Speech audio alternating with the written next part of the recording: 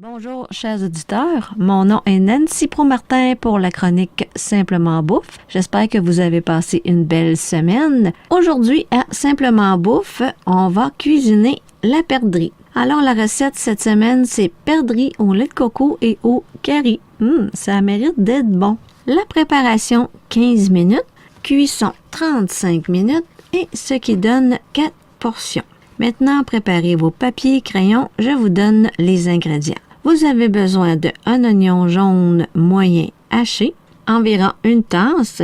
Ensuite, vous avez besoin d'environ 1 livre de poitrine de perdrix en tranches, environ 2 cm, environ 1 pouce d'épaisseur, une tasse et un quart de lait de coco, une tasse de bouillon de poulet, sel et poivre au goût, riz blanc non cuit, une tasse, 2 cuillères à table de ciboulette fraîche hachée ou 2 cuillères à thé de ciboulette séchée. Maintenant, pour la préparation, vaporiser dans une grande poêle anti-adhésive d'enduit végétal, ajouter l'oignon et cuire à feu mi-vif en remuant souvent jusqu'à ce que l'oignon soit tendre, environ 5 minutes. Saupoudrer le curry sur les oignons et cuire en remuant environ 1 minute. Ajoutez les tranches de perdrix dans la poêle, cuire en retournant une fois jusqu'à ce que ce soit cuit et laisser cuire environ 10 minutes. Ajoutez le lait de coco, le bouillon de poulet, le sel et le poivre. Portez à ébullition, laissez mijoter à feu moyen jusqu'à ce que la sauce épaississe environ 20 minutes. Remuez de temps en temps. Entre-temps, préparez le riz selon les indications sur l'emballage sans ajouter de sel. Répartir le riz cuit dans les assiettes. Déposer les tranches de perdrix avec la sauce sur le riz et parsemer de ciboulette. Voilà, c'est tout pour cette recette. Si ça vous tente de faire vous-même votre lait de coco, c'est très simple. Au moins, vous êtes certain qu'il n'y a pas d'agent de conservation et que c'est fait à la main. Pour faire le lait de coco, il suffit seulement de prendre la chair blanche, la râper, mettre la noix de coco râpée dans un bol et laisser tremper quelques minutes. Et par la suite, verser dans un tamis pour extraire complètement le lait que vous avez obtenu et vous pouvez garder la quantité que vous avez besoin pour la recette de cette semaine. Voilà, vous voyez, c'est pas compliqué, c'est facile et c'est bien meilleur. Maintenant, on va aller retrouver Mélissa Goyer, notre sommelière, qui va nous proposer un vin pour aller avec la recette de la semaine. Bonjour Mélissa. Bonjour Nancy, ça va bien? Oui, ça va très bien, toi? Très, très bien, merci. En cette belle semaine de Saint-Valentin. Ben oui, en passant, joyeux Saint-Valentin. Merci, toi aussi. T'as-tu du chocolat et du vin rouge? Oui, c'est ça, chocolat Porto. Oh, quel bon mariage. Oui, absolument. Dans le fond, cette semaine, j'ai choisi de sublimer ta recette avec un Gewürztraminer. OK. Ça, c'est un mot super payant au Scrabble. Au Scrabble, oui. En fait, Gewürz, en allemand, ça voudrait dire épicé, parfumé. Donc, c'est tout indiqué pour une cuisine à base de curry. J'ai choisi ce cépage parce que il est vraiment particulier et on le reconnaît d'entre tous. De un, par ses arômes très exotiques, mais aussi visuellement, ce sont des raisins vraiment d'un beau rose. Le Gewürztraminer, c'est un cépage blanc et c'est le cépage emblématique de l'Alsace. On le retrouve quand même en Allemagne, qui est voisin de l'Alsace évidemment, mais on en retrouve aussi en Autriche, dans le nord de l'Italie, on va en retrouver au Canada, aux États-Unis et même en Nouvelle-Zélande. En Alsace, où il est vraiment dans son élément, il va représenter environ 20% des vignes là, qui vont être plantées là-bas. C'est vraiment un cépage très exubérant. Sa peau est très, très épaisse, ce qui fait en sorte qu'il va être capable de supporter beaucoup de mûrissement, donc de faire augmenter son taux de sucre et par le fait même son alcool si on le vinifie en vin sec.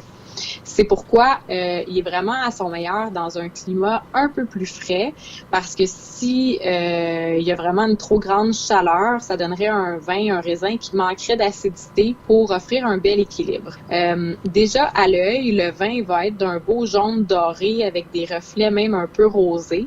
C'est vraiment la couleur des baies qui va donner ces tons-là, et aussi la concentration du sucre dans le raisin. Il y a vraiment plusieurs raisons, en fait, qui font que c'est un choix gagnant pour accompagner ta recette. Premièrement, les arômes. Les arômes typiques du Gewürztraminer sont très exotiques, donc on va retrouver des saveurs de fruits jaunes comme l'ananas et la mangue. On va aussi retrouver des notes d'épices. Aussi, même au nez, là, on va sentir tout de suite le litchi et la rose.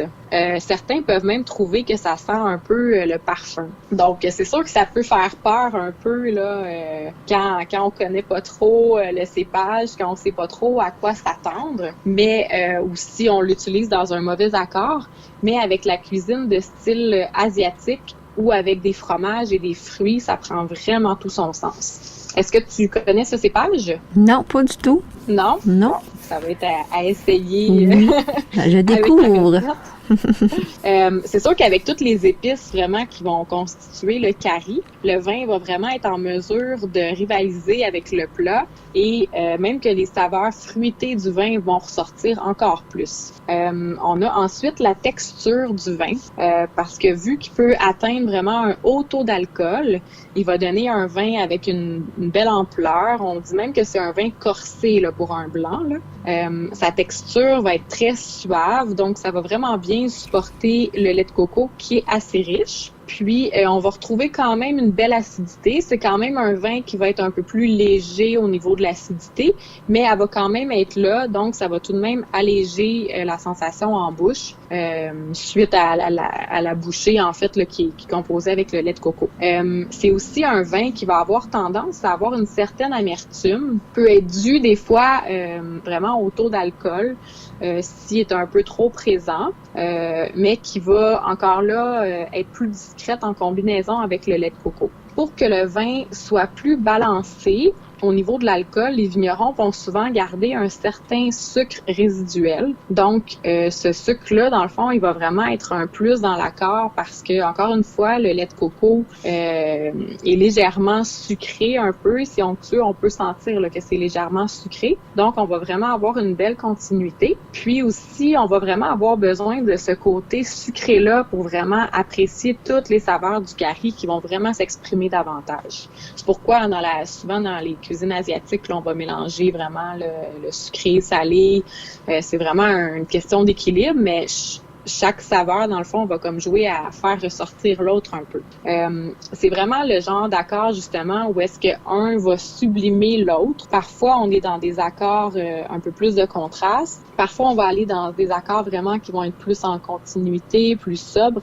Mais dans ce cas-ci, là, on va vraiment avoir un peu comme une action-réaction où l'un répond à l'autre. Donc, c'est ça. C'est vraiment un cépage à explorer. Comme je vous dis, avec la cuisine asiatique qui est parfait, sinon avec fromage et fruits.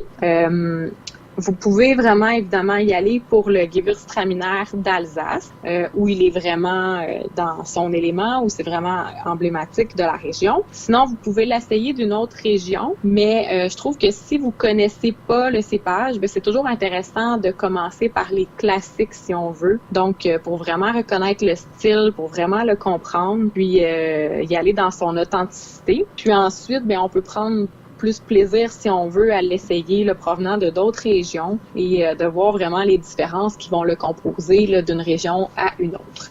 Donc, je vous souhaite une bonne dégustation et ayez du plaisir à déguster ce cépage tout en saveur et très, très exotique et très parfumé qui va vous faire voyager avec ta recette.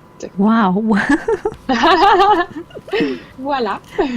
Il y a une question que je me posais. Oui. Parce que ça dépend aussi des budgets des gens. Ça varie de combien à combien, ce cépage? Honnêtement, c'est pas un cépage, j'allais dire, c'est pas un cépage qui est très, très cher. Vous pouvez en trouver, là, assez abordable. Il y a des grandes maisons. Il y a William qui en font un qui est très abordable, si je me trompe pas. Il y a Pfaff aussi. Tu sais, il y a plusieurs gammes de prix. C'est sûr qu'il y a comme des classements dans les appellations. Donc, si on y va dans un grand cru, où est-ce qu'il va provenir vraiment là, d'une parcelle de terrain qui va recevoir, mettons, plus de soleil, ou tu sais, qui va avoir des conditions un petit peu plus gagnantes, si on veut.